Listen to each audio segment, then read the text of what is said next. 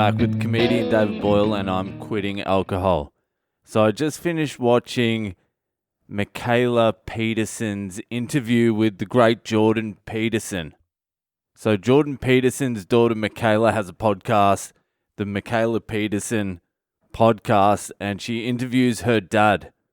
And this is really the first public appearance Jordan Peterson has made in over a year, almost since he met Boyle. And if you're a Jordan Peterson fan, just stop this podcast right now and go and listen to his interview with his daughter. He has been through some fucked up shit. His whole family has. It's fucking wild. So over the last year, you've only been getting like bits and pieces of information about Jordan Peterson. You found out he was in rehab for some benzodiazepine addiction, and you're like, what the fuck? JP is a drug addict. And then his daughter was doing some family update stuff, and even that was a little bit vague. She'd be like, we're in Russia now, and you're thinking, what the fuck are they doing in Russia? And you just never heard from Jordan Peterson. Well, go and watch this interview, please, because it all gets explained there. Even if you're not a Jordan Peterson fan, it's a very important interview because they talk about benzodiazepine addiction.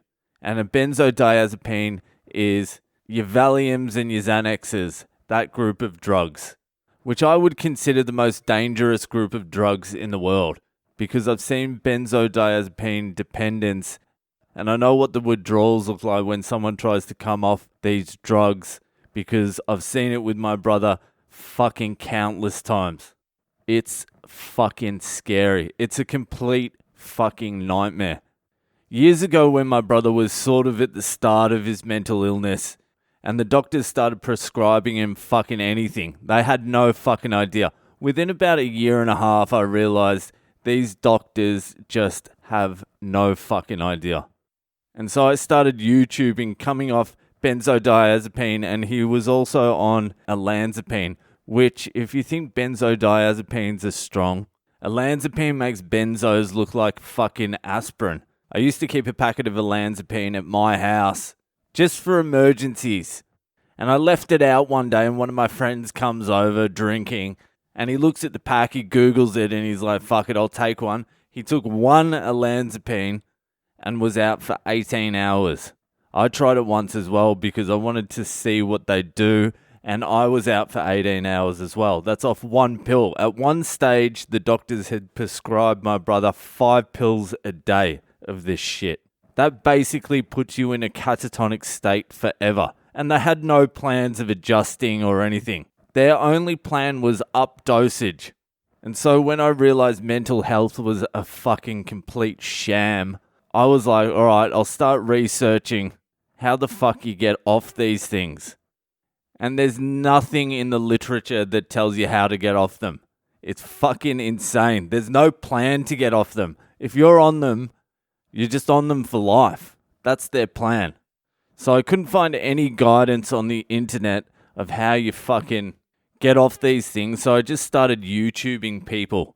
Like olanzapine, benzodiazepine withdrawals. How do you get off it?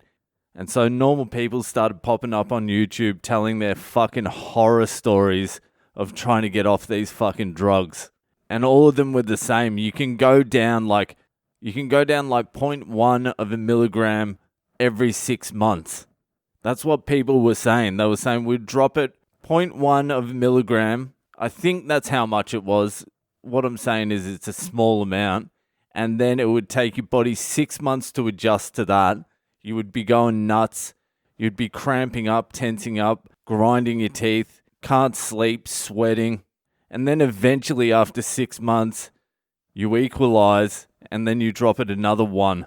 And then go through the same process again. And then hopefully after like 3 years, you can wean yourself off. So I've told my brother this a bunch of times. I'm like, you've got to taper off. You've got to reduce it very slowly. And he doesn't listen. And he just stops taking his medication, goes cold turkey, and it's fucking scary. That's what it is. It's the scariest shit you've ever seen in your life. So one time in Sydney, I'm not going to tell you the whole fucking story because it's not really my story to tell. But anyway, he had stopped taking his medication. he went cold turkey and he hadn't been seen in over a week. And I went to his pharmacy and I asked the dude behind the counter, I'm like, there's a guy who comes in here. He's my brother. When was the last time he picked up his medication? And the pharmacist said 2 weeks ago. And I'm like, all right, so he's been off it for 2 weeks. And the pharmacist goes, you're going to have to find him soon because you can have heart attacks from withdrawing cold turkey on this stuff. And it also induces psychosis as well. I'm like, thanks, doc. So I went around to his place and knocked on his window. He didn't answer, but I knew he was in there. So I just fucking stayed there, knock, knock, knock, yelling out. Finally, he opens up the window and he's standing there with a big fucking kitchen knife. And he's in the middle of a fucking big episode. And I'm like, all right, this is not a good situation. He's got a fucking knife. He's in the middle of an episode. You can barely speak to him when he's in one of these episodes. Doesn't listen and can get very violent. So we start speaking at the window and I just get him talking. And it's the same shit. Fuck you. I'm seeing clearly now. I'm not taking my medication ever again. Fuck that. And we talked for like an hour. He had the knife the whole time. I couldn't get him to come outside, but the weirdest shit started happening. And I can still see it now to this day. I'm sitting there at the window talking to him, and he's got his shirt off and he's got a knife and he's talking shit. And then there would be a little ray of light come through. Like, not light, but I could see him trying to fight through it. And for a minute or two, I'd be speaking to my brother. Like he's really trying to fight to get himself through it. It was the craziest shit because I hadn't seen that part of my brother in fucking years. And then he'd snap out of it and the episode would continue. But I could see what was happening. He was coming off these fucking drugs and he was coming back through. But we were in the situation where he's in his apartment with a fucking kitchen knife and he's having an episode and he's going to leave the house at some point and it's not going to be pretty. I just knew it was not going to be pretty. Even on a good day, he'll get into a street fight with anyone walking past for any reason. When he's in this state, it's fucking volatile. So I'm standing there. I can't talk him around to anything. I can't call the ambulance. I can't call the police because I know what's going to happen. They're going to fucking shoot him. I fucking could feel it. But I could also see what he was trying to do. He was trying to come off these fucking drugs. But it was just way too fucking volatile. So the only thing I could think of doing, and the only thing I really could do, even now, I think it's the only thing I could do, I went back, I got some of his medication, and what I did was I bought him a coffee and I crushed one into the coffee and I had another one and I went back to the window, gave him the coffee. He started drinking the coffee. So the medication started working a little bit and I gave him the other pill. I said, I've got this spare one. Can you just fucking take it and then we'll sort everything out afterwards. And then after a little while, the medication in the coffee started working and then finally he agreed to take the other one. So at least it was his decision. That's not the whole story. That's very brief. This whole thing lasted about 8 excruciatingly long hours. And I was shaking at the end of it. It was a fucking nightmare. And then several times after that, I'm like, taper off. And it's just too fucking hard. It's almost impossible.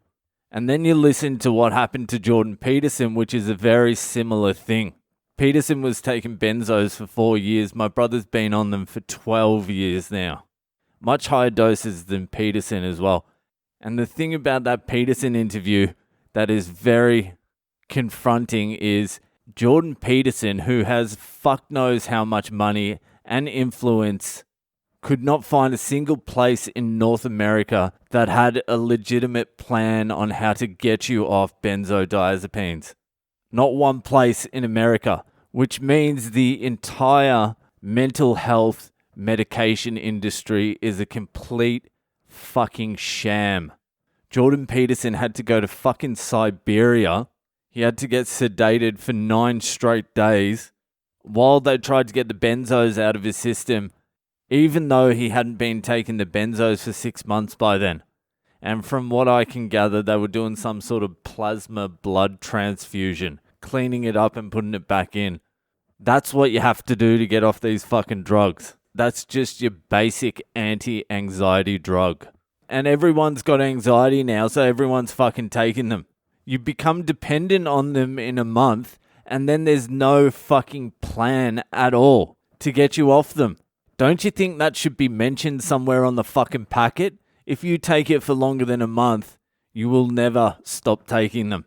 And I've fucked around with Valiums and Xannies plenty, but mainly after coke benders or a couple while I'm drinking. Responsible use of benzodiazepines is take 1 or 2 when you've had a huge night on the Charlie. It will bring your anxiety down and then forget about it. Anyway, it was good to see Jordan Peterson's on the mend. I forgot how much I love Jordan Peterson. There's 2 things I'd forgotten while watching that interview. One was how much I love Jordan Peterson, and 2, how much of a fucking smoke show Mikhaila Peterson is. Jesus Christ. She is a fucking babe. Anyway, even if you don't like Jordan Peterson or you're not a Jordan Peterson fan, I implore you to listen to that interview because it's a fucking eye-opener. Okay, that's it from me tonight. I'll see you the fuck later.